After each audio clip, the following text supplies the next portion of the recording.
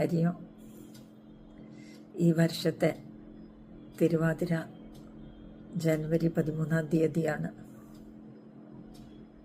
നമ്മൾ പാടാറുണ്ട് തിരുവാതിര ഭഗവാന്റെ തിരുനാളാണ്,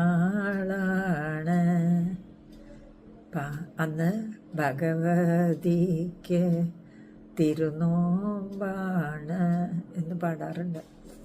ഭഗവാന്റെ ബർത്ത്ഡേ ആണെന്നാണ്.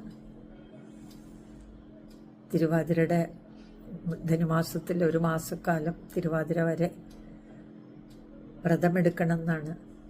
ഗോപസ്ത്രീകൾ ഭഗവാനെ പതിയായി കിട്ടാൻ വേണ്ടി കാർത്തിക മാസം വ്രതമായിട്ട് അനുഷ്ഠിച്ചതുപോലെ അവരും യമുനയിൽ ജലത്തിൽ കേളി നടത്തുകയൊക്കെ ഉണ്ടായല്ലോ.